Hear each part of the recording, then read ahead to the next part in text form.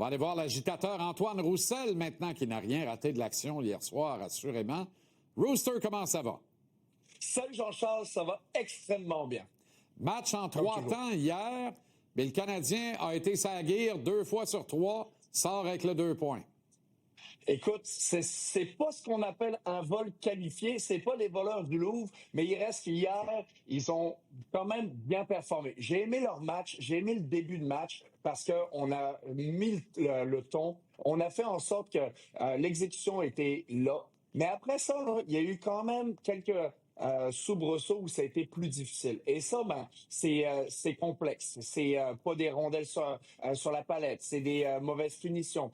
On joue pas bien en zone défensive. On joue pas bien en désavantage numérique. Pendant 10-12 minutes, là, ça a été l'asile pour revenir au score, puis après ça, avoir l'opportunité de justement gagner le match. Est-ce que, en tant que joueur, tu es content du résultat? Bien sûr. Est-ce qu'en tant que partisan, tu es content? Mais c'est clair que Martin Saint-Louis, ça le dérange, ce genre de victoire-là. Parce que, oui, tu as le 2 points, mais la manière n'est pas là. La manière n'était pas là. Hier, tu étais à 2-3 jeux de pas gagner le match. 2-3 jeux, qu'est-ce que je veux dire par là? C'est des mauvaises passes en plein centre de la patinoire qui sont pas vraiment interceptées. Et après ça, ça va de l'autre côté, on marque.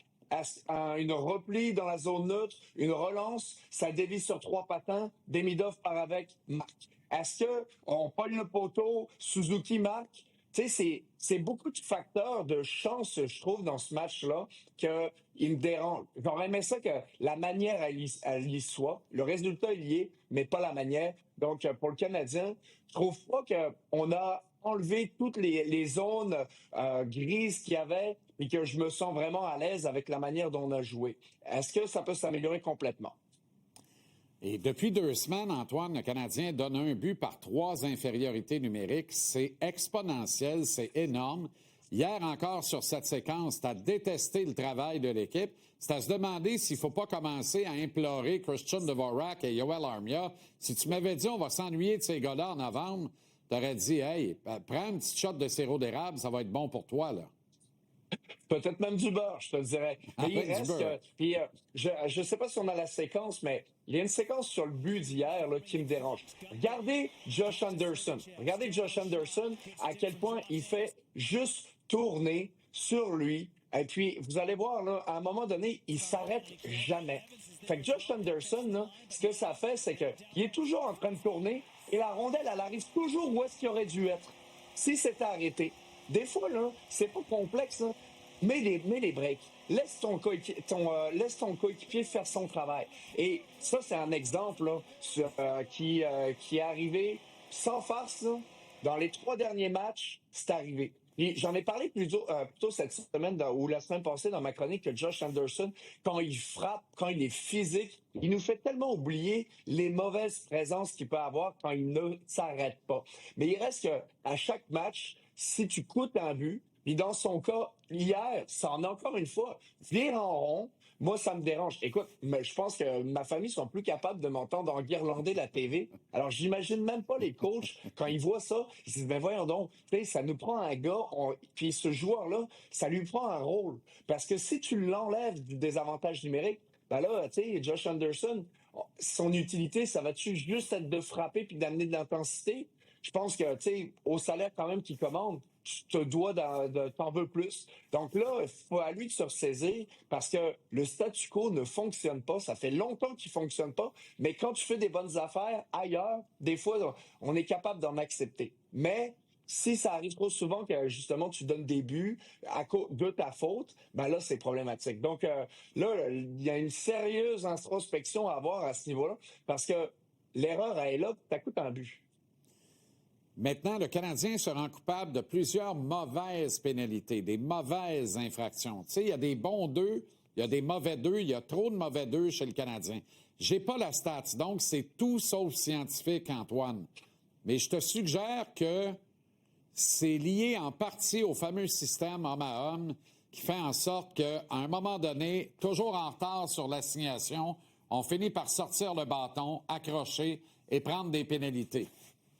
Ben, en fait, quand on choisit le système défensif de homme à homme, par conséquent, on fait un choix, on fait un pacte avec le diable qu'on se dit que dans notre zone, ça peut tourner. Dans la Ligue nationale d'aujourd'hui, les joueurs sont tellement des bons patineurs, puis toutes les équipes, ils en ont. Puis là, tu vois, c'est sur une mise en jeu. Donc, c'est pas tant le système, puis le fait que c'est tourné. Mais il reste que, pour moi, les punitions, puis le fait qu'on reste beaucoup de temps dans notre zone, c'est fou. Et du côté, justement, samedi dernier, on avait fait sortir la statistique que le Canadien se situait 25e dans la Ligue pour le nombre de temps passé sans la rondelle dans son territoire. Donc, à ce moment-là, c'était problématique. On parlait de 23 secondes. Et les bons derniers, c'était les Leafs. C'était 23 secondes de plus. Bref, il reste que c'est pas grand-chose. Cette marge-là entre le 25e et bon dernier, elle est minuscule. Tandis que d'autres équipes qui passent pas beaucoup de temps dans leur territoire, c'est des équipes qui ont un système qui est différent. Tu sais, poser la question, c'est quand même y répondre, Jean-Charles. Là. Est-ce que t'es mieux de passer plus de temps dans ton territoire puis des fois prendre des punitions ou d'aller jouer en attaque? Ah oui. Pose n'importe cette question-là à un gars offensif comme Martin Saint-Louis, des gars défensifs comme je pouvais l'être. C'est clair que tu préfères jouer avec la rondelle dans la zone adverse. Donc, moi, je pense que et c'est plate à dire parce que quand tu veux changer un système en pleine saison, ben, c'est que tu le construis en plein vol. On sait que c'est pas nécessairement évident. Es-tu surpris de la décision de ne pas poursuivre avec Doberge demain, lui qui a gagné les 2 derniers matchs, qui s'est bien battu hier, bien relevé après 3 buts concédés très rapidement. Il a été parfait, autrement dit, pendant 55 minutes et demie sur 60. Pourquoi on ne continue pas avec lui, considérant que les Golden Knights sont un mauvais dossier depuis 10 matchs et il me semble être un adversaire hautement plus prenable que l'Avalanche du Colorado samedi?